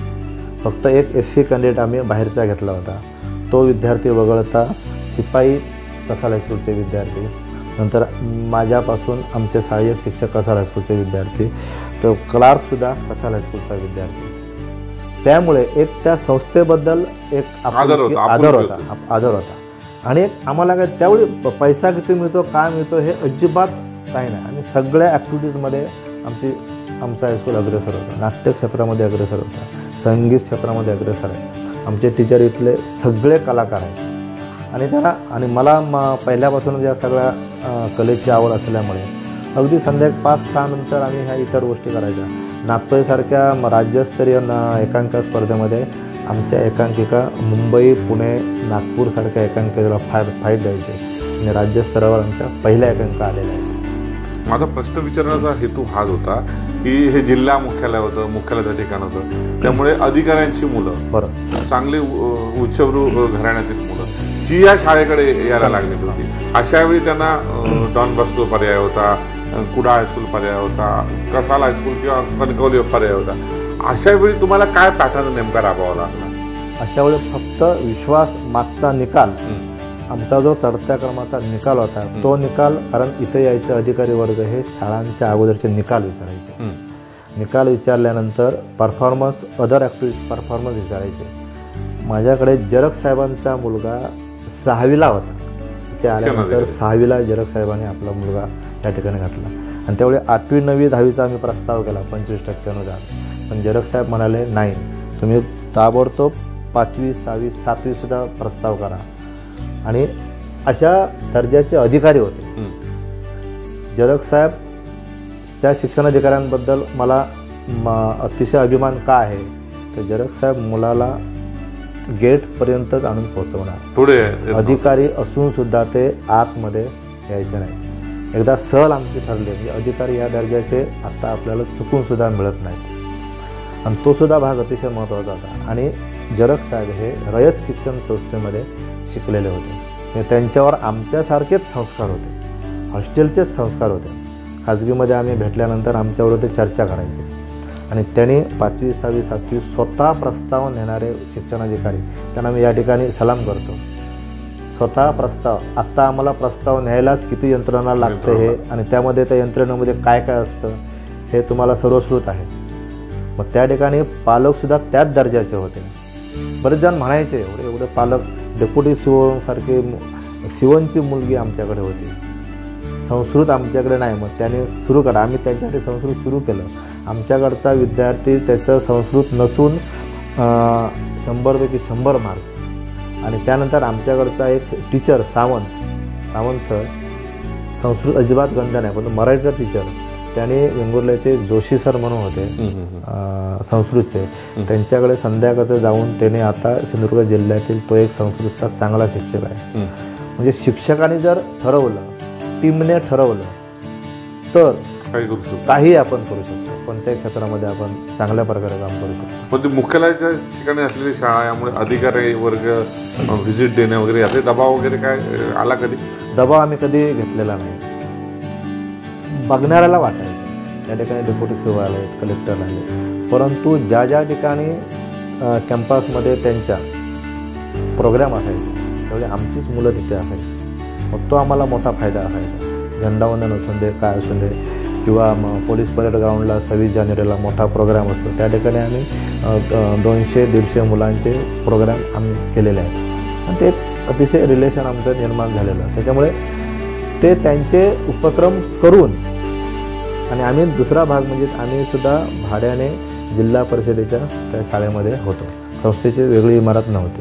जिल्हा परिषद आता संस्थेची इमारत, आता 2 वर्षापूर्वी संस्थेची इमारत सुसज्ज झाली. सर 100% निकाल किती साली लागला आणि तो क्षण कसा होता तुमच्यासाठी? 100% निकाल एक विद्यार्थी तसं 100% म्हणणार नाही, तो बसला नाही विद्यार्थी, परंतु 98 पर्यंत आमचा निकाल 2006, 7, 8च्या आसपास पहिला आमचे निकाल अतिशय जवळ 96, 97 पर्यंत बरीच वर्ष असे निकाल आमचे होते. आतापर्यंत 100%? होय लागला एकदा 100% लागला 12-13 असं. त्यावेळी फिलिंग काय होतं? त्यावेळी तो विद्यार्थी त्याला आम्ही घरी जाऊन आणला होता. विद्यार्थी तो बसत नव्हता. असे 2 विद्यार्थी होते. 2 विद्यार्थ्यांना आम्ही त्यांना घरी जाऊन आणलं आणि त्या विद्यार्थ्याने आम्हाला 100%चा आनंद मिळवायला दिला. त्याचं फार आम्ही कौतुक केलं. ज्या शाळेत शिकलात कसालमध्ये तिथे शिकवण्याची संधी मिळाली? हो, माझ्याकडे 10वीचं जॉमेट्री असायचं. अजूनही मी जॉमेट्री 10वीला शिकतो. कसाल हायस्कूल? कसाल हायस्कूल. बदलीमुळे ना? हो, बदलीमुळे. तिथे मी जॉमेट्री आणि 8वीला मी अजून विज्ञान शिकवतो इथे. हां, इथे 8वीला. सर, विज्ञान जॉमेट्री म्हणजे बीजगणित आणि हे सगळे शिकवताना काठिण्य पातळी त्याची जास्त आहे. काय प्रयोग केले तुम्ही मुलांसाठी आणि ते यशस्वी कसे आले? आता या ठिकाणी आम्ही दर वर्षाला आमचं विज्ञान हायस्कूलच्या मुलांचं विज्ञान प्रदर्शन असतं आणि त्या ठिकाणी वेगळे विद्यार्थी जे प्रयोग करतात त्यांना मार्गदर्शन करणं आणि विद्यार्थ्यांना स्वातंत्र्य देणं हे अतिशय महत्त्वाचं आहे. आपण जर कायम विद्यार्थ्यांना शिकवत राहिलो तर मला वाटत नाही तर विद्यार्थी त्यामध्ये इम्प्रूव्ह होईल असं. परंतु विद्यार्थ्यांच्या कलाने आपण गेल्यानंतर आपल्याला बऱ्याच काही गोष्टी विद्यार्थ्यांना आपसूक येतात आणि त्यामध्ये ते इंटरेस्ट घेतात. आता गणितावरचा प्रॅक्टिस एक्झाम त्यांना पेपर पुरवणे, ते पुन्हा पुन्हा करून घेणे, मुलांना थांबवून घेणे, त्यांच्यावरून करून घेणे, त्यांच्या समोर बसवून शिक्षकाने करून घेणं हाच एक अतिशय महत्त्वाचा उपाय विद्यार्थ्यांना इम्प्रूव्ह करण्यामध्ये. सर, आता त्याच्यामध्ये एक पाहायला मिळतं मुख्याध्यापक आणि शिक्षक किंवा शिक्षकेतर ह्याच्यामध्ये रिलेशन गॅप म्हणजे त्याला आपण म्हणतो की कम्युनिकेशन गॅप असते. स्नेहसंबंध दिसत नाही, वादविवाद दिसतात. परंतु तुमचे मात्र शिक्षकांशी असलेले चांगले संबंध. यामध्ये तुम्ही फ्रान्सिस फर्नांडिस असतील, संजीव राणे असतील, विजय कुमार गोसावी असतील, अशोक गीते असेल, उत्तम माळगावकर असतील, गौतम कदम असतील, राजेंद्र सिंगाडे, संजय कदम, याशिवाय संजीव मरडे सर असतील, संजय तळवडेकर सर, या सगळ्यांबरोबर तुमचे चांगले संबंध होते आणि यांना तुम्ही भारत भ्रमणासाठी घेऊन गेलेला होता. तो एक त्यांना योगायोग किंवा संधी आलेली होती. कसा क्षण होता? भारत भ्रमणाच्या अगोदर एक गोष्ट सांगेन की मी कौसुलकर हायस्कूलला ज्यावेळी सहाय्यक शिक्षक होतो त्यावेळी 1992 मी संपूर्ण सायकल टूर कन्याकुमारी केली. कसालतून कन्याकुमारी सायकल टूर पूर्णपणे. मी आणि माझ्यासोबत महादेव राणे होते आणि ती सुद्धा आम्हाला एक आवड केव्हा निर्माण झाली मला, ज्यावेळी मी TYBSCला SPK कॉलेजला NCC अंडर ऑफिसर होतो. त्यावेळी NCCमधील काही विद्यार्थी आम्ही एक ॲडव्हेंचर टूर म्हणून आम्ही असं आंबोली घाट चढवून बेळगाव मार्गे, लोंढा मार्गे असं गोव्यातून पुन्हा सावंतवाडीला आलेलो 5-6 दिवसामध्ये असं फिरत.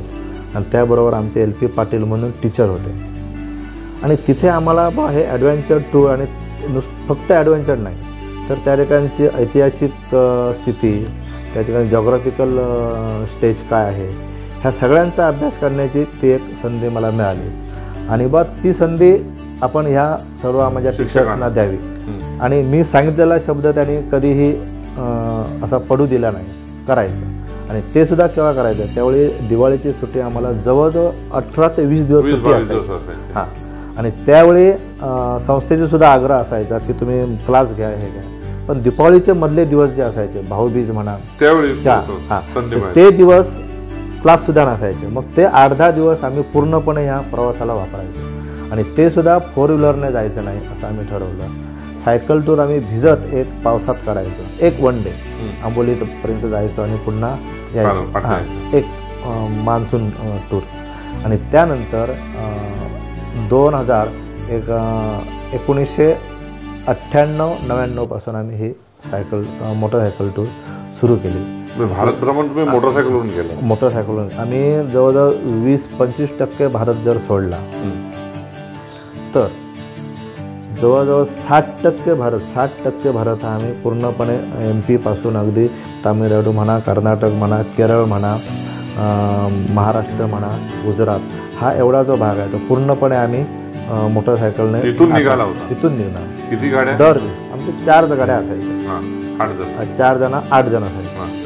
आणि त्या ठिकाणी आम्ही आमचा पूर्णपणे पत्र असायचं आणि मी ते पूर्ण ड्राफ्ट तयार करायचं त्यांची नावं, गाडीची नावं आणि SP कार्यालयाकडून आम्ही एक आयडेंटिटी कार्ड तयार करून घ्यायचो. आमचं एम द्यायचं त्यांना, आमचा जाण्याचा रूट कुठचा, येण्याचा रूट कुठचा, गोंधळ झाला गोंधळ झाला तर. आणि ते SPचं पत्र आमच्याकडे, आणि त्यावेळी SPसुद्धा अधिकारी म्हणून म्हणतो, अधिकारीसुद्धा एवढ्या दर्जाचे की ते सांगायचे कुठे केरळला गेला तरी काय प्रॉब्लेम आला तर आम्हाला तिथून पत्र दाखवून फोन करा त्यांच्याशी आणि बोलू वगैरे. आणि हा जो पुन्हा पुन्हा मी अधिकारी वर्गावर येतो, हा अधिकारी वर्गांमध्ये असणारी ही जी जाण होती प्रत्येक बाबतीतली, ती आम्हाला ती आता दिसत नाही. सर ह्या टूरमध्ये शिक्षकही पण फार मोठ्या सहभागी अतिशय. मी माझ्या शिपायांना सुद्धा काही वेळा शिक्षक काहीतरी अडचण असायची, घराचे प्रोग्राम असायचा, काय असायचं, मग एखादा दुसरा शिक्षक नसेल तर ते माझ्याबरोबर माझे शिपाईसुद्धा माझ्या बागे बसून असायचे 8-10 दिवस माझ्याबरोबर. आणि ती टूर आमची 10 दिवस असायची, कंप्लीट 10 दिवस.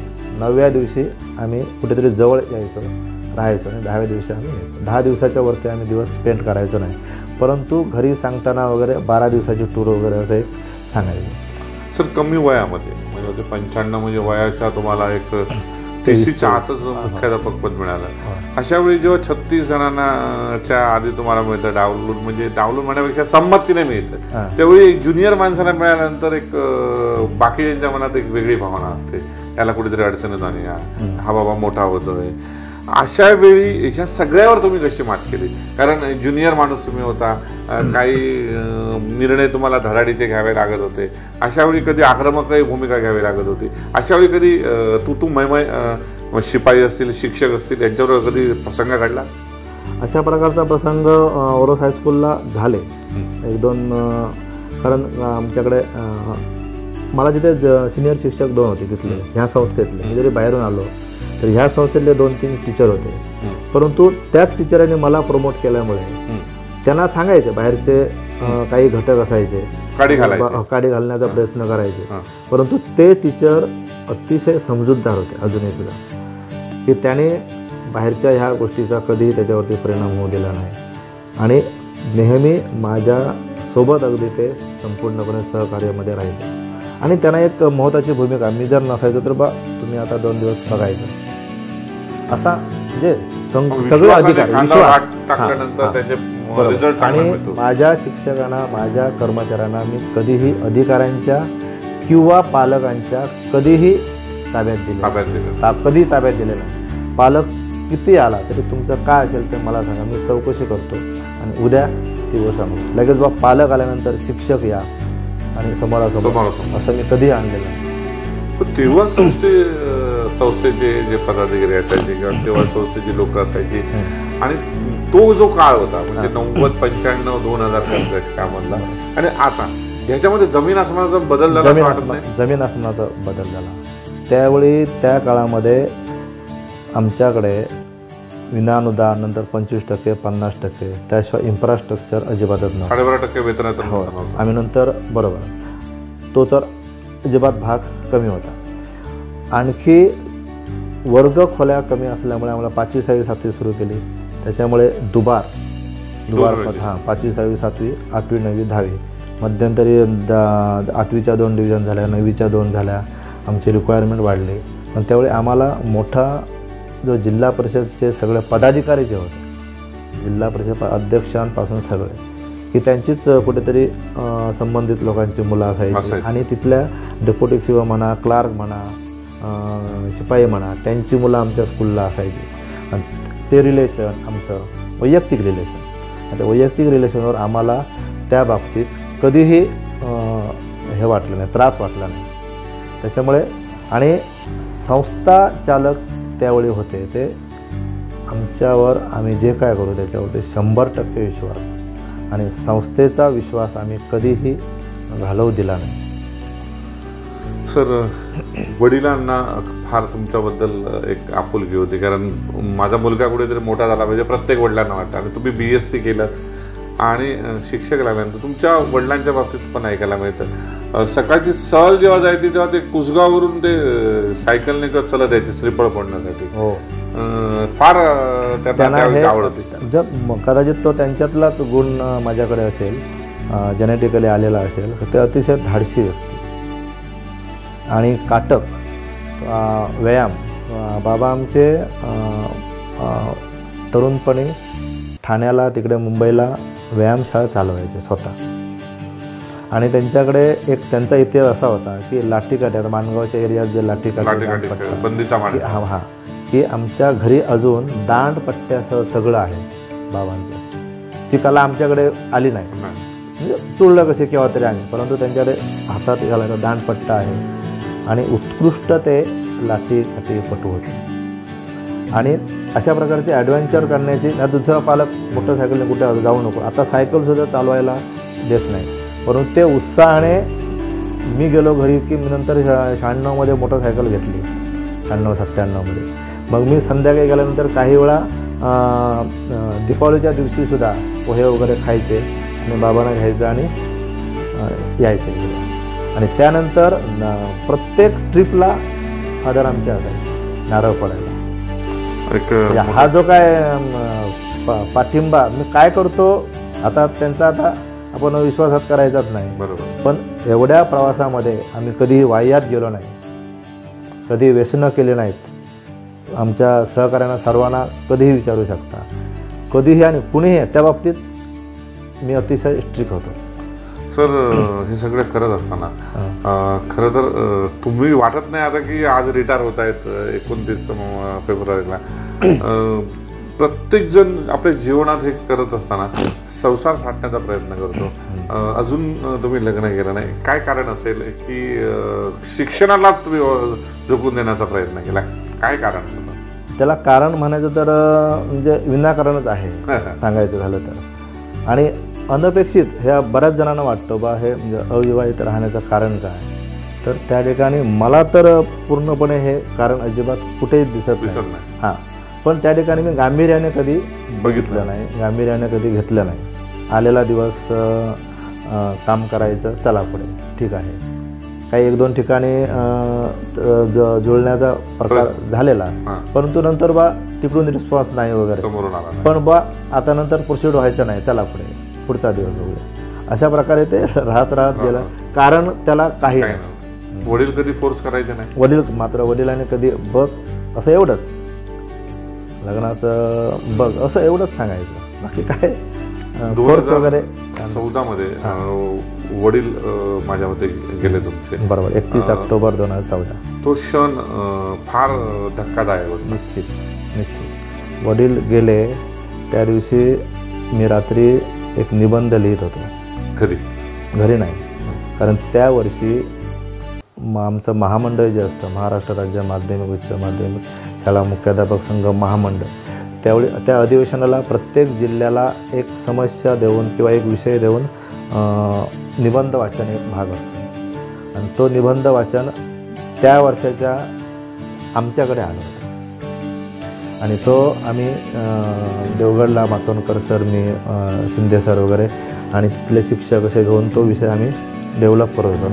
ती रात्र त्या ठिकाणी मला उशीर झाला, मग घरी जायला उशीर झाला म्हणून मी इथेच थांबलो आणि त्या रात्री फादर आमचे एक्सपायर झाले. आजही त्यांची सातत्याने आठवण येते. अर्थात. तेव्हा आईचा सहवास कसा लाभला? आईचा सहवास त्यानंतर एक दुःखदायक बाब अशी की जुनी काही कुटुंब असतील तुमच्यासुद्धा नजरेला आलेली असतील किंवा अनुभवात असतील की त्या जुन्या त्या आई वडील म्हणा किंवा ते नवरा बायको त्यांचं बॉन्डिंग मला प्रत्यक्ष असं म्हणजे आश्चर्य करा. मी ऐकायचं फक्त जुन्या लोकांची बॉन्डिंग अतिशय स्ट्रॉंग असतं, एक गेला की दुसरा म्हणजे अतिशय अस्वस्थ हे, आणि ते माझ्या बाबतीत मला तंतोतंत जुळालं. आणि बरोबर 45व्या दिवशी आमची आई वारली शॉकने, बाबा गेल्यानंतर. हां, नंतर पायाचं वगैरे त्यांचं ऑपरेशन आईचं करावं लागलं, परंतु तो डोक्यामध्ये तिचा विषय होता, डायबिटीस पेशंट होते, परंतु अशी अचानक जाईल असं वाटलं नव्हतं.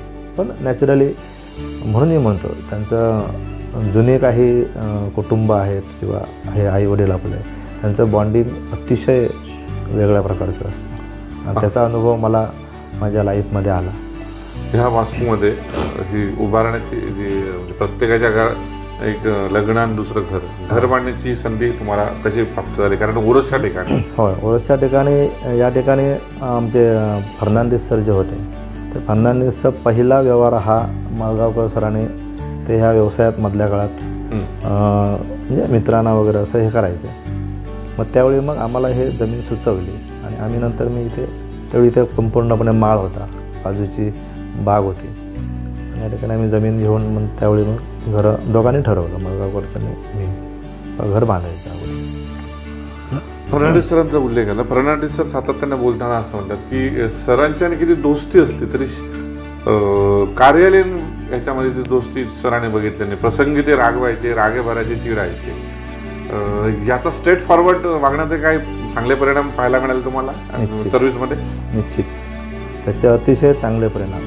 म्हणजे त्यामुळे काही वेळा फ्रेंडलीसुद्धा आपल्या शिक्षकांना घ्यावं लागतं, त्यांच्या अडचणीसुद्धा आपल्याला समजून घ्याव्या लागतात. आणि अलीकडच्या काळात तर शिक्षकांच्या अडचणी आपल्याला का समजून घ्याव्या लागतात, त्यांनासुद्धा सांभाळून का न्यावं लागतं. तर शासनाचे हे नियम आपला शिक्षक आपल्या हातातला जर आपण घालवला तर आपल्याला मिळत नाही. ही आत्ता परिस्थिती आहे. पण त्यावेळी हे ज्यावेळी अतिशय तरुण वयात हे शिक्षक होते, त्यावेळी तरुणपणी काही या चुका असणारच, नो डाऊट. परंतु त्या चुकासुद्धा समजून घेऊन त्यांना पुन्हा रिपेअर करणं. मला आठवत नाही बा मी एकदा त्यांना एखादी सूचना दिली किंवा त्यांची एकदा चूक समजून घेतल्यानंतर ती चूक त्यांनी केली असं मला कधीही आठवलं नाही. ते सुद्धा तेवढेच विश्वासाला पात्र होत राहिले आणि त्यामुळे विश्वास हा दोघांमधला आणि संवेदनशीलता वाढते. आणि दुसरा भाग असा की दोन्ही बाजूची कुटुंब ही आमच्या सगळ्या, आता मी तिकडे थोडासा नवीन कसाल हायस्कूलला मला 6 वर्षच झाले, परंतु या ठिकाणी 22 वर्षामध्ये सगळ्या शिक्षकांचे आईवडील, भाऊ बहिणी, माझे आईवडील, भाऊ बहिणी हे सगळ्यांचे सगळे परिचित आहेत. ऋणानुबंध आहेत. शिक्षक आपले सहकारी आपण कुटुंब कुटुंब मान सुखदुःखामध्ये जातो. माझ्याजवळ जत्रेला ही सगळी मंडळी कुसगावला येतात. कसालला पण संधी मिळाली मुख्याध्यापक म्हणून काम करण्याची? आता मी तिथं मुख्याध्यापकच आहे सध्या कसालला. हो, इथून माझे ट्रान्सफर, मुख्याध्यापक म्हणून तिथून ट्रान्सफर झाले. होय, 1917 मध्ये. तिथे गेल्या गेल्या काय झालं, 17, 18, 19 लगेच तो मधली 2-2.5 वर्षाचा तो कोरोनाचा काळ, त्यामुळे त्याला डिस्टर्ब व्हायला झालं. पण आता 24पर्यंत बऱ्यापैकी त्या ठिकाणी.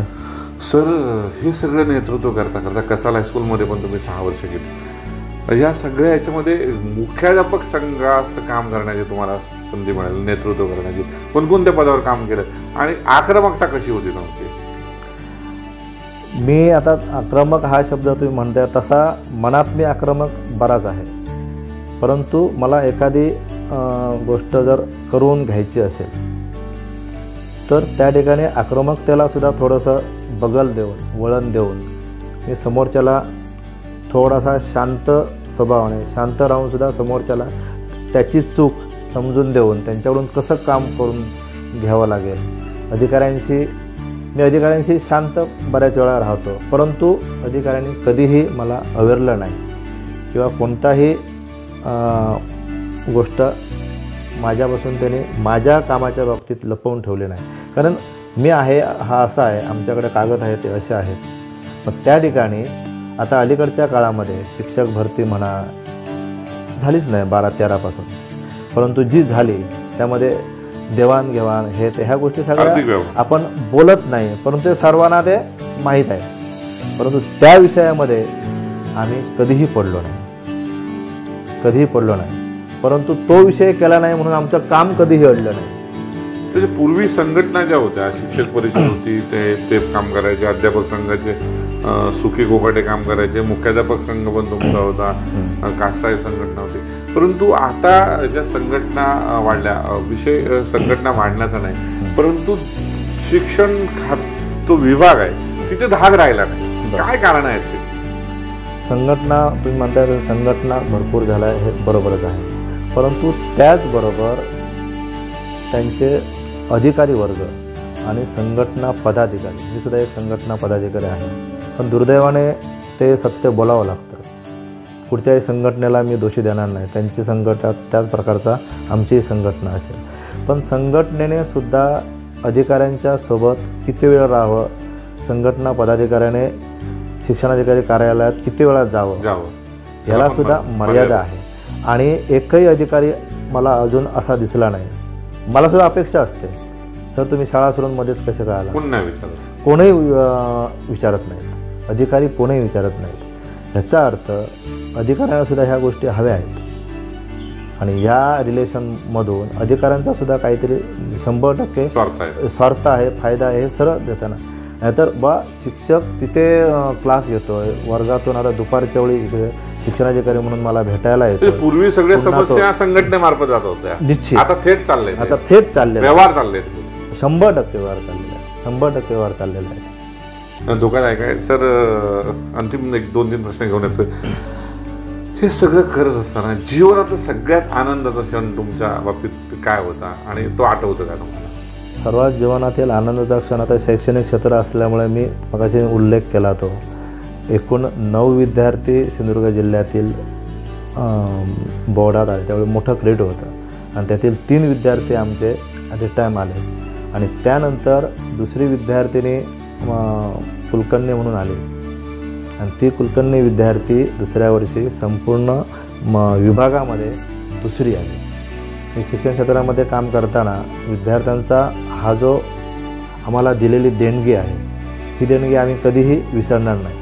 आणखी माझ्या ज्या ठिकाणी मी 11वी 12वी केली, हॉस्टेलला राहिलो, त्या ठिकाणी शिक्षण घेतलं आणि तो क्षण आणि त्याच विद्यार्थ्याला मी ज्यांना गुरुवर्य मानलं, आप्पासाहेब पाटील, त्यांनीच मला हा प्रवास इथे 11वी 12वी त्यानंतर रेठरे बुद्रुकला, म्हणजे ह्या माझ्या ह्या सगळ्या घडण्यामध्ये त्यांचा सिंहाचा वाटा मी म्हणेन आणि त्यांच्याच खुर्चीत मला बसण्याची संधी मिळाली. सगळ्यात मोठा. सर हे सगळं होत असताना वडिलांचं तुम्ही पांग पडलं, पण जीवनामध्ये हे सगळे आनंदाचे क्षण येत असताना असं कधी वाटलं की दुःखाचे क्षण आले कधी, की वाटलं बाबा नाही आता नोकरी कंटाळा आला या सगळ्याला, चला सगळं सोडूया आणि घरी जाऊन मस्त बघूया, असे क्षण आले का जीवनामध्ये? या शिक्षण क्षेत्रामध्ये मला तेच आश्चर्य वाटतं माझंही, की मला ह्या पेशाचा किंवा ह्या व्यवसायाचा किंवा ह्या माझ्या मुख्याध्यापक म्हणा ह्या नोकरीचा मला कधीही कंटाळा आला नाही. मी अजूनसुद्धा रिटायरमेंट 58 वर्ष झाले तरी मी मनोमन असं ठरवलं की 58 वर्षी मी उद्या निरोप घेतानासुद्धा मी -20 इयर्स होऊनच मी बाहेर पडणार आहे. म्हणजे 38 वर्षाचा आहे असंच समजून मी पुढे माझं जे काय जीवन जगायचं आहे ते ठरवलेलं आहे. हा मानसिकदृष्ट्या अतिशय मी तंदुरुस्त आणि मला का नेहमी आणि माझ्या त्या संपूर्ण ह्या लाईफमध्ये एक मेंटली फिट राहणं, फिजिकली फिट राहणं, ह्या 2 गोष्टीला मी अतिशय महत्त्व दिलं. समोरची व्यक्ती, संस्थाचालक नाही म्हटलं तरी काही वेळा वाद वगैरे होत असतात, परंतु मी विचार करताना असा करतो की मी जर मेंटली फिट आहे, मानसिकदृष्ट्या तंदुरुस्त आहे, तर माझं स्वास्थ्य बिघडवणारे समोरचे कोण, पण बिघडून घ्यायचं असा अगदी बरोबर असा मी मलाच प्रश्न विचारतो आणि त्यातूनच माझी मग शांत राहण्याची एक वृत्ती निर्माण झाली. हा एक अतिशय अर्थात ते निसर्गदत्त बरेच जण मला सांगतात की समोरचे एवढे चिडले किंवा एवढा वाद झाला तरी तुम्ही शांतपणे ऐकता आणि नंतर मात्र 5-10 मिनटं मी संस्थाचालक असून देत, सभेमध्ये असून देत, सगळं त्यांचं ऐकून घेतो. कदाचित त्यांचे काही गैरसमज असतात, ते पूर्ण समोरच्याचं ऐकल्याशिवाय आपल्याला कल्पना येत नाही. म्हणून माझा एक गुण असा आहे की एखादा तक्रार करून आला किंवा एखादा आपलं काही फेर मांडायला आला तर त्याला मी मध्ये कधीही डिस्टर्ब करत नाही. संस्थाचालकांना सुद्धा मी कधीही डिस्टर्ब करत नाही. काही वेळा राग रोष माझ्यावर असतो, माझ्यावर रागावतात, झालं तर पूर्णपणे ऐकून घेतलं तरच मी त्यांना शांतपणे काही गोष्टी, माझे विचार माझे, आणि त्यामध्ये मोस्टली मी जवळजवळ 90-95% मी त्या ठिकाणी सक्सेस झालेलो आहे. सर प्रत्येक शिक्षक म्हटल्यानंतर त्याला छंद, आवड आहे, अजून काय जीवनामध्ये म्हणजे छंद तुम्ही जोपासलेत? मला छंद, मी चित्रकलेचा छंद जोपासलेला आहे, म्हणजे चित्रकला चांगली आहे. त्याशिवाय मला पेंटिंग करणं आवडतं आणि दुसरा भाग म्हणजे मी भजनी बुवा आहे. मी 8वीत असल्यापासून वेगळं भजन करतो, भजन मंडळ. आणि त्यापासून मी आत्तापर्यंत आमच्या गावात एक भजन मंडळ चालवतो आणि संगीताची मला आवड आहे, नाट्यक्षेत्राची आवड आहे. मी कॉलेज लाईफ असल्यापासून नाट्यक्षेत्रातील माझे गुरुवर्य दिनकर धारणकर, आणखी विजयकुमार फातर्पेकर सर, मी अजूनही त्या संस्थेचा एक कलाकार म्हणून आहे. नाट्यदर्शन सावंतवाडी त्यावेळी गाजलेली, आणि त्यावेळी 1992मध्ये अखिल भारतीय मराठी नाट्य संमेलन बारामतीला झालं. त्यावेळी रंगदर्शन म्हणून 150 वर्षाचा नाट्यप्रवास हा लम बांदेकर नाट्यकार अंबाकार त्यांनी तो केला आणि त्यामध्ये काम आम्ही केलेलं आहे. आणि इथून त्या परिषदेला आम्ही उपस्थित राहून सावंतवाडीमधून नाट्यदर्शन या संस्थेमधून रंगदर्शन हा अतिशय संशोधनात्मक कार्यक्रम आम्ही त्या ठिकाणी 2 तासाचा केला. त्यानंतर दुसरा एक दशावतार आणि यक्षगान यांचा मिलाप हे फातर्पेकर सर यांनी केला आणि त्यामध्ये दशावतार आणि यक्षगान त्यामध्ये सुद्धा काम करायला मिळालं. आणि त्यावेळीचे कर्नाटकचे ज्ञानपीठ पुरस्कार विजेते शिवराम कारंत यांचाही आम्हाला चांगल्या प्रकारे सहवास लाभला काही काळ असताना. परंतु हे मोठी माणसं, मी साधना आमटे यांच्यासोबत काही वेळ काढला, मंदाकिनी आमटे, नंतर विकास आमटे, आनंदवनमध्ये आम्ही ह्या सगळ्या आमच्या शिक्षकांना म्हणजे असं आमचं असायचं. आणि तंजावरला 6वा सरपोजी त्यांचा वारस बाबासाहेब भोसले म्हणजे शिवाजींचा वारस, त्यांच्याशी सुद्धा आम्ही मुलाखत केली. नंतर नापासांची शाळा या सगळ्या शिक्षकांना मी त्यावेळी एक ग्लॅमर होतं, नापासांची शाळा म्हणजे 9वीला नापास झालेल्या विद्यार्थ्यांची 8वीला नापास झाला तरच त्याला त्या शाळेमध्ये प्रवेश, अशी शाळा अण्णा हजारेने राळेगण सिद्धीला सुरू केली. आणि आम्हाला कुतूहल निर्माण झालं, आम्ही ते शाळा बघायला जायचं.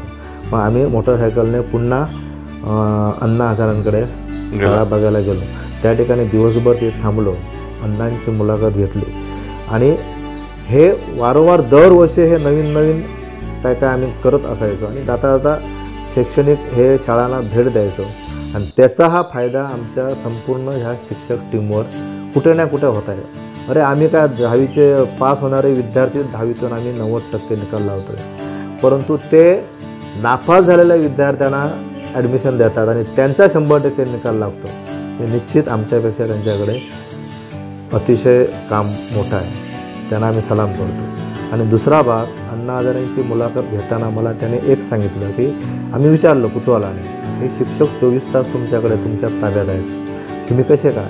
तर म्हणाले आम्ही शिक्षक घेताना शिक्षक कसा आहे आम्ही बघत नाही, त्यांना फक्त एक अट त्यांना सांगतो की हातात घड्याळ बांधायचं नाही. ही एक अटच आम्ही शिक्षक, आम्हाला क्वालिफिकेशन ते शिक्षकाने हातात घड्याळ बांधायचं नाही. आणि हे काही गोष्टी ज्या आहेत ते काही गोष्टी आम्हाला भावल्या आणि त्यातून आम्ही घडत गेलो. आणि माझ्यासोबत हे जे काम माझ्यासोबत करणार ते सुद्धा याच अनुभवात संपन्न झाले आणि त्यातून आमचं हे सगळं टीमवर्क उभं होत आलं. सर, शेवटचे 2 प्रश्न. त्यातला अतिशय महत्त्वाचा प्रश्न, आज सेवानिवृत्त होत आहेत, 29 फेब्रुवारी आहे, उद्यापासून एक निवृत्ती जीवन तुमचं सुरू होणार आहे. काय विजन असणार आहे भविष्यामध्ये? शिक्षण क्षेत्रामध्ये मुलं अजूनही हे आहेत, जरी शिक्षक रिटायर झाला तर तो मनाने रिटायर होत नाही, काय विजन असणार आहे तुमचं? विजन निश्चित आहे.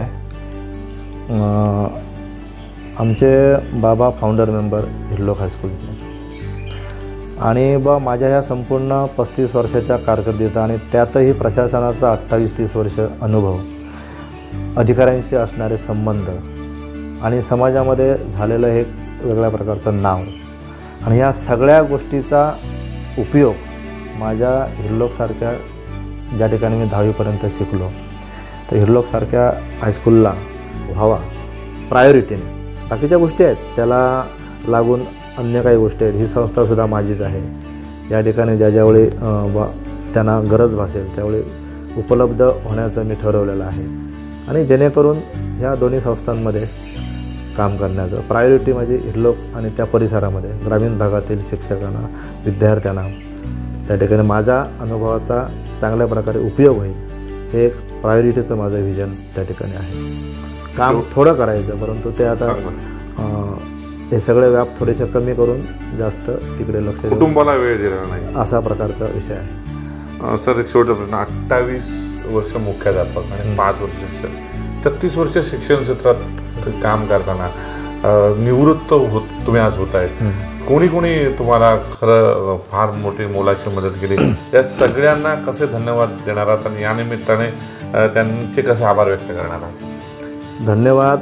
माझे अध्यक्ष मला मी बोललो वसंतराव मोडक, की त्याने मी शिक्षक झालो, मी विद्यार्थी म्हणून त्याने बघितलं होतं आणि त्यानंतर त्यांचे चिरंजीव डॉक्टर दिलीप मोडक, ते सुद्धा संस्थेचे सेक्रेटरी होते काही वर्ष, परंतु ते आपल्या व्यवसायामध्ये होते आणि त्याने ठेवलेला विश्वास आणि विश्वासानं मला तिथे बोलवून घेतलं. तर डॉक्टर वसंतराव मोडक यांना मी कधीही, कारण त्यांच्यामुळे आता तुम्ही सुद्धा मुलाखत तुम्हाला घेण्याची संधी जी मिळाली, ती संधी खरं म्हणजे त्याने माझ्याकडे तुम्हाला दिली.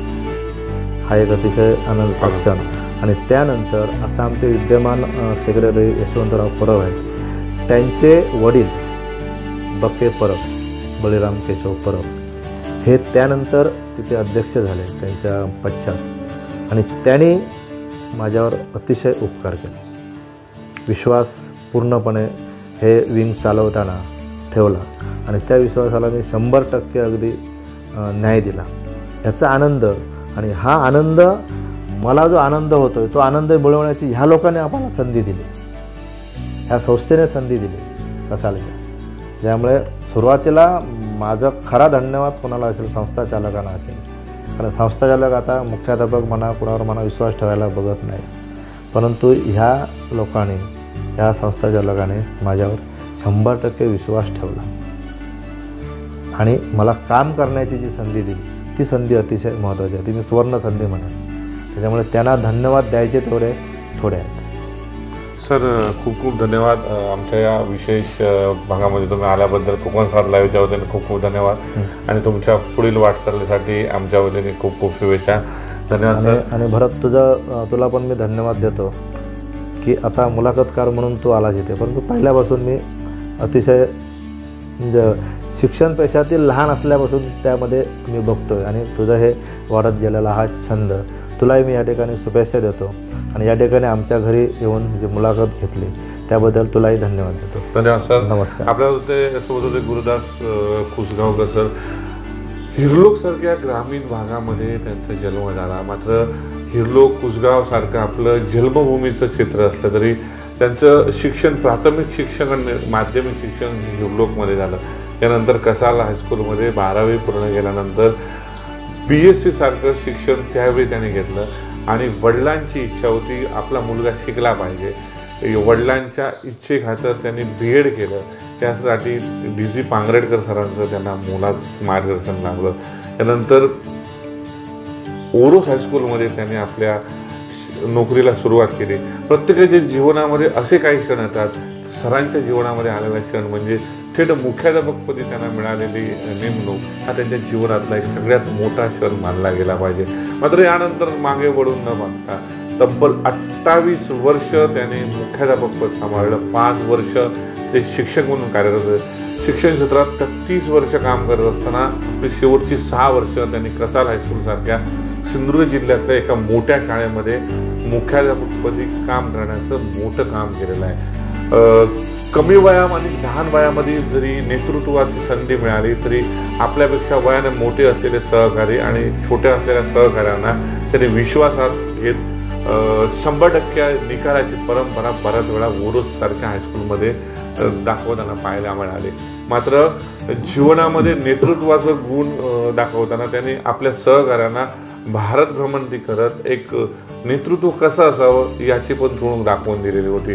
त्या सगळ्या कारकिर्दीमध्ये मुख्याध्यापक संघटनेचं कार्य करण्याचं आणि काम करण्याची संधी त्यांना मिळाली.